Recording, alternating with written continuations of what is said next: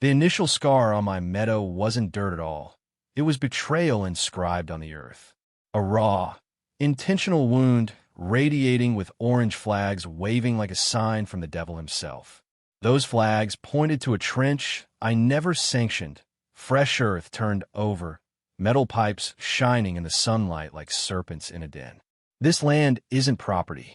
It's my pride, my proof that I constructed something tangible, something unapproachable.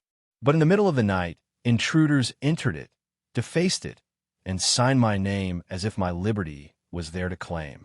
When I called the HOA board, the president's voice oozed with insincere charm. "It's for community safety," she cooed. Community? Since when does community trespass on your property in the middle of the night with fake signatures and diesel motors? That was when I vowed, if they wanted a war, I'd bring every deception they planted on my land to light. The morning had begun nicely, cool air, dew on the lawn, the aroma of coffee wafting through my kitchen. I'd called this place home for 15 years, 20 acres of liberty beyond HOA jurisdiction. No fines, no neighbors snooping, just tranquility. But standing on my porch that morning, I saw it, a row of orange flags slicing diagonally through my meadow like a wound. At a distance, it was reminiscent of festival setup. Up close, trespass. There was a deep, ugly gash in my field with a fat yellow pipe coiled through the soil. Heavy machinery rested idle, its tires ripping at my earth. I knelt and placed my hand on the icy metal. Illegal, unauthorized. And then I noticed it, a wooden sign hammered into the ground. Community Safety Initiative Authorized Gas Line Installation. At the bottom, Redwood Hills Homeowners Association. My stomach plummeted. That HOA did not have jurisdiction here. I ensured that when I purchased this land. I phoned their office. "This is Jackson Cole." I spoke, my tone cutting. "There's unauthorized building on my land." "Who approved that?" A board receptionist yawned. "That's part of the Safety Modernization Initiative, sir.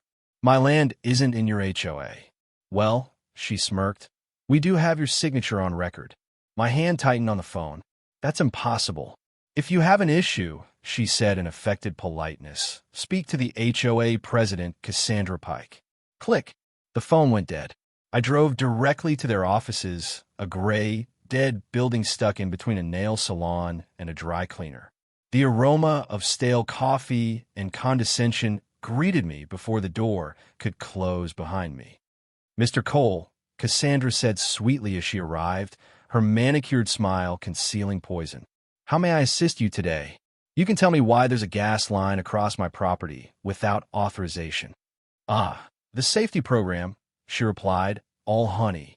"It's for the good of everyone. My property is not in your HOA." Her eyes sparkled. "Updated records say it is now. We have your signature." "That's a forgery," I growled. "Then take me to court," she murmured. "But the project goes on." My teeth ground together. "Then you can have a visit from the sheriff." Her lips curled up in a whisper. "Be careful, Mr. Cole. Meddling with neighborhood projects has consequences."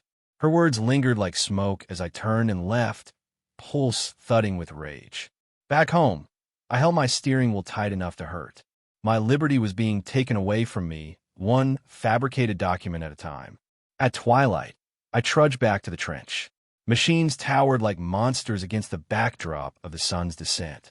And then an envelope, half buried beneath an orange flag, containing an authorization letter. My signature at the end, sloppy, false, illegal. I placed it alongside my deed. The contrast was night and day. One real, one criminal. That evening, I didn't rest. The trench shimmered with moonlight like an open wound.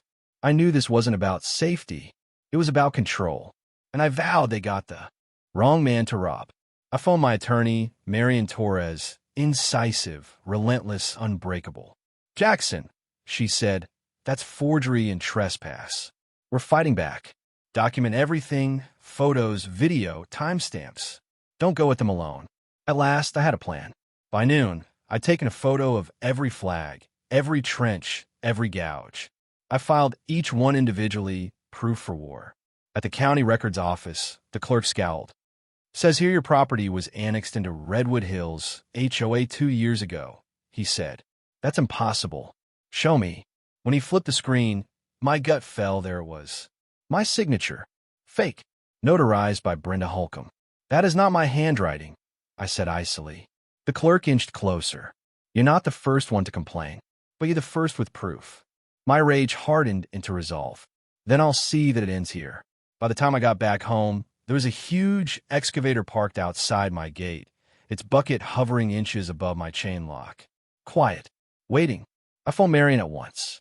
They're trying to intimidate you, she told me. Good. That means they're afraid.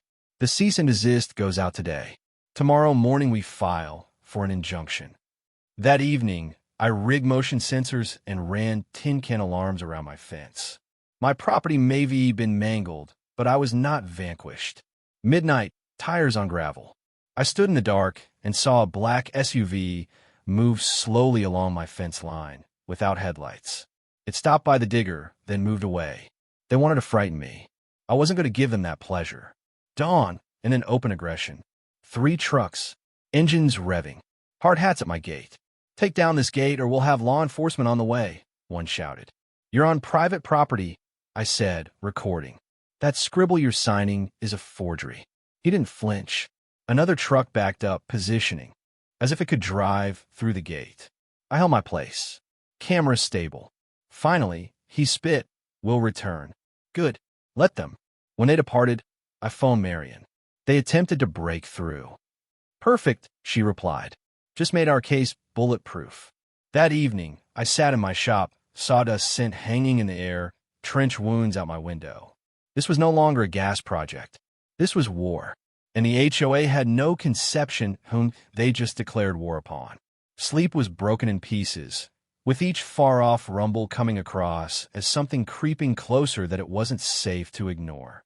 At dawn, I took my camera and went back to the trench. For fear tends to disappear when you pursue it with evidence. Digging around that leaky pipe was like discovering a crime scene. Industrial-grade steel, not the kind you'd ever find in a residential gas pipe. Then I saw something, an access panel riveted closed with tamper-proof screws. I pried it open. Inside, circuits, wires, and a stamped Meridian Grid control module. My stomach fell. Meridian wasn't the local utility. They constructed data hubs, not pipelines. This wasn't safety, it was surveillance. A hidden data pipeline masquerading as infrastructure. I took pictures of everything, every wire, every serial number. That's when I realized this wasn't small-town greed anymore. This was corporate espionage.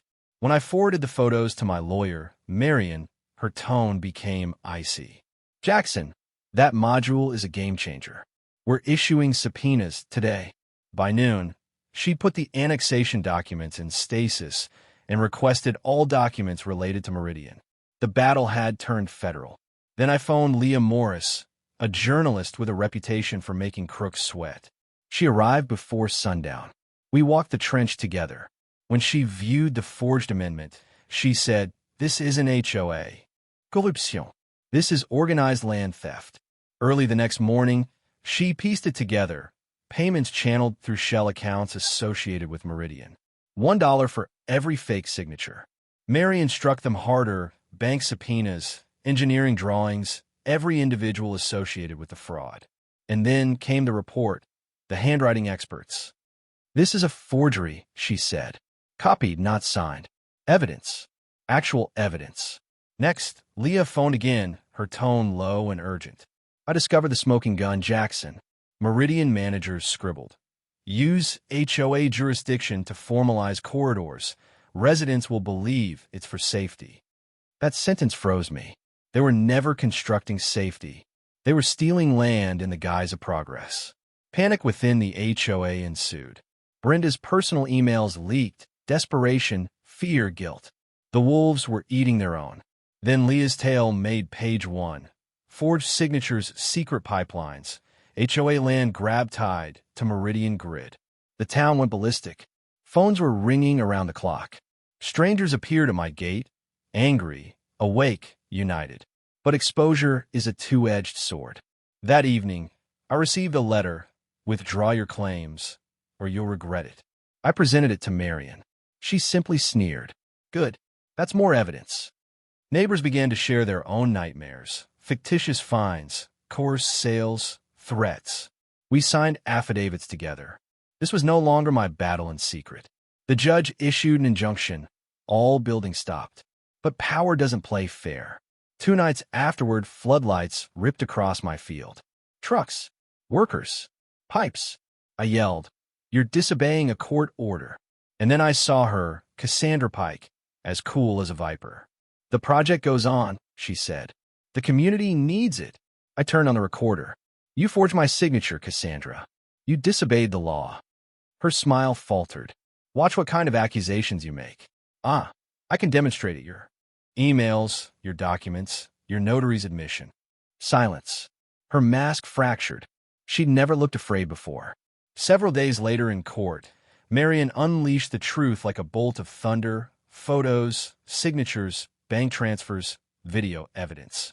The judge leaned back and stated inclemently, "All construction is suspended. Violations will lead to criminal prosecution." We'd hit gold and blood. 6 unmarked trucks drove by my fence that evening. No headlights, no words, only cold intimidation. But intimidation is a two-way street. The courthouse was full for the next hearing. Flashing cameras. "Mr. Cole, did they really forge your signature?" one reporter shouted. "It's true," I replied. "But this is not just my battle. It's for every homeowner intimidated into silence." The courtroom became charged inside. Marion summoned Brenda, the notary. "Did you actually see Mr. Cole sign the amendment?" Brenda stiffened. "No, I didn't." Gasps. Cassandra's face turned white. And then Marion produced the bank documents, Meridian's under-the-table payments to the HOA. The judge pounded his gavel. "This court will not stand for fraud. A complete criminal probe is instructed." Outside, reporters swarmed around us. Leo whispered, "Jackson, Meridian won't quit. Be ready." I was. Cassandra resigned weeks later. But Leah discovered why. She'd flipped, testifying against Meridian. Their empire was crumbling. Neighbors stopped by with coffee, stories, and courage. The fear that had controlled our town was gone. In its place, unity. One night, Franklin said, "You didn't just defend your land, Jackson. You gave us our voice back." The HOA imploded.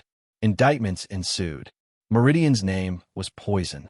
And as I stood on my porch, witnessing the sunset over my land I reclaimed, I whispered, "You attempted to appropriate my soil. But you forgot I don't intimidate easily." For this was never about soil. It was about standing when power attempts to bury you. And to all who watched, don't remain silent. Talk. Stand. Fight. Because once you lose your voice, you've already lost it all. If you've ever dealt with corruption, bullies, or HOA dictatorship, hit like, leave a comment, and subscribe to Neighbor Wars HQ. Your tale might be next.